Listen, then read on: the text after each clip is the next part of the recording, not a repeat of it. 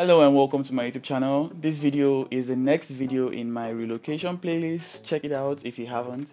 And in my previous video, I talked about the things I had to do in Nigeria before coming down to the Netherlands. And in this video today, I'll be talking about the things I did when I got into the Netherlands. And also I'll share my house hunt struggles, or the house hunt saga, like I call it. First off, I arrived in Schiphol, which is an airport in Amsterdam. And when I arrived here, the first thing I ensured to do was to get a SIM card, because I couldn't keep depending on Wi-Fi's, like airport Wi-Fi's or restaurant Wi-Fi's. I needed to have a SIM card where I could browse the internet, because I'll be needing that for so many things, booking rides and stuff. So I was able to identify this store in the airport, which is called Lika Mobile. And I don't know if they are the best SIM providers out there. I haven't done my comparisons, but I was able to pay 50 euros, and with 50 euros I got a SIM card. I got an unlimited data and unlimited local call plan, so I could make local calls for free, and then I had unlimited data for that month. After getting the SIM card, the next thing I did was I tried to book an Uber ride from the airport to my Airbnb. But when I went on Uber, I saw this warning that or this information that location doesn't accept cash, so I have to pay with a card. And I thought that I would need a Dutch card or probably a Wise card. I just thought I couldn't use my Nigerian cards for it. I don't know why I thought that way, and I don't know why I didn't try. So I had to go outside to look for taxis, and taxis are very expensive in this country. So on the Uber app, the fee was, I think, 23 to 24 euros. But when I went outside, the taxi was 50 euros. Days later, I realized that I could use my MasterCards, which I got from Nigeria. I realized I could use them. So that was the first mistake I made. I should have at least tried, but I didn't. So I went outside and I saw this taxi, and of course, they're like taxi parks. So you don't just randomly find taxis on the road. There's like a park where you find a lot of taxis, and it's like a queue where once the first taxi goes, the second taxi comes to the front, and you cannot just pick any taxi you like. It has to be the one at the front. So yes, I had to pay 50 euros to get to my location, which is the Airbnb. And then I arrived at the Airbnb. I was welcomed by my host. I was showed my room and I arranged my stuff. It was a nice looking good place, just very expensive, like I mentioned in my previous video. So when I finally got accommodation, what were the next things that I had to do? The first thing that I had to do was to quarantine for 5 days, because I'm coming outside the country, so I had to quarantine for 5 days. And after 5 days, I do a COVID test, and if I turn out positive, then I have to quarantine for more days. And if I turn out negative, then I can begin to go out, public stuff, public transport, and things like that. Well, unfortunately, after 5 days, I did a COVID test, and I turned out positive, and I was told to quarantine for extra days. So that was the first thing that I did when I arrived at my accommodation. The second thing that I realized was they use different kind of sockets here than we use in Nigeria. So usually in Nigeria you'd find sockets like this, but in the Netherlands you find socket like this, which is just like two circular holes. And what this meant was I couldn't charge my devices. I couldn't charge my laptop. I couldn't plug my PlayStation. I couldn't charge my phone until I get plugs for that. But lucky for me, I had a power bank and my laptop was fully charged, so I was able to use my devices for a while until I had to start ordering stuff. So I just arrived and immediately I had to start ordering stuff. And that brings me to the third thing I learned or realized, which is bowl.com. So I discovered bowl.com.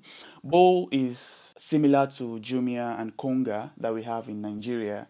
So I went on there, and of course it's in Dutch, but with my Edge browser, I was able to translate from Dutch to English, and I was able to order new charger plug, new PlayStation plug, new phone plug, and things like that. Now, the fourth thing I also noticed was when I tried to download Bowl as an application, I got this information or this error that this application is not available in my region. And I use an iPhone, and what this meant was that applications like both, they are regional specific applications, probably for the Europe or for Netherlands.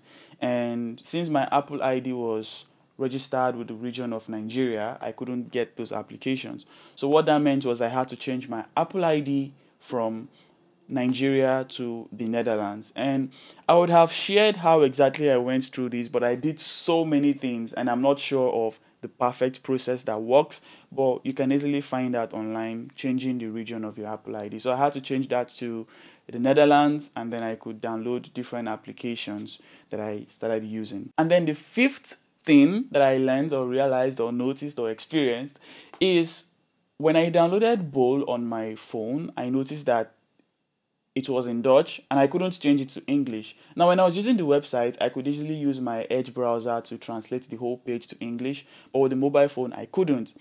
And this triggered the need for Google Translate.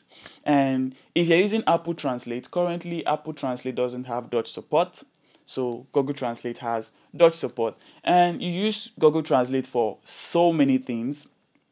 You use Google Translate for things like when you see labels on shops, when you see things on your phone that you cannot easily translate, or let's say you get an email. If you get an email on your browser or on your laptop, you can easily translate. But if you get it on your phone doesn't have the translate feature, at least on Gmail. So you need Google Translate for so many things. And also, if you're like me, you can also learn Duolingo. Duolingo teaches so many languages. This is like a free advertisement for them. Duolingo teaches many languages, and I've been learning Dutch there for I think 3 months. And I mean, compared to before, right now my Dutch is better and I can pick some things from the internet. So going for my COVID test, which is the sixth thing, going for my COVID test, I had to book an Uber there, but then I had some issues with my Uber. So I have been using Uber Eats to order food. I couldn't really go out so much anyway, so I had to depend on ordering stuff. And I used to order food so much, and there was this mix-up where it was just like a mix-up, and then they restricted my account. And even till today, Uber hasn't fixed my account. Anyways, I'm going to reserve that. But I had this issue, and then the place, when I identified the place for the COVID test, it was a very long distance, and I didn't know how to use the public transport, and not like I should use the public transport anyways, considering that I want to do a COVID test and I'm still quarantining. But I didn't even know how to use the public transport. And one thing I kept telling myself was I had to understand the place before I start using public transport. I don't know, I was just ignorant and probably scared that I was in a new country and I don't want to get lost and things like that. But public transport is a very nice thing here. If you're quarantining, of course, don't do public things. You can use probably Uber, or if it's a walkable distance, please do. But in this video here, I share all my experience with the transportation system, what I love about it, and how it works, so you can check it out. So for my COVID test, I saw this place and it was like an hour walk, and I mean, I felt like, well, I could do an exercise with this, so I had to walk like an hour to the place. I got tested, and then I had to walk like an hour back, and of course my legs were like off. My legs were off, and then with the cold, it was very crazy. And then the next day, like I said, it was positive, and that was on Christmas Day. So the Christmas and New Year period was quite an interesting one for me. I was just home watching movies. And those are six things that I discovered when I came here. And the seventh thing is also I had to continue my house hunt. And the thing about the house hunt now was I was checking on so many websites, so many websites, and just like I've shared in the previous videos, I used Fonda, and I used Pararios.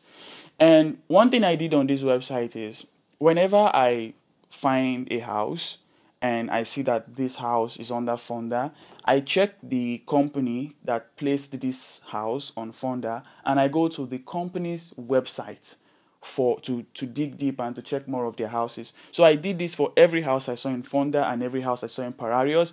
I see a house on Pararios, I check more information about the house, I see the company that posted the house, and then I go to the company's website where I can see a list of their other houses. So I did this so much, and I was able to, I found few places. I saw this particular place and I went there to check. It was nice, but it was very expensive. It was like 1.5 plus, and my budget was like 1.4. and I saw this other place. It was also, it wasn't expensive, it was a nice offer, but then I didn't like, it was just so different. It was like what you see versus what you got. On the website it was beautiful looking, but when I got there it wasn't good.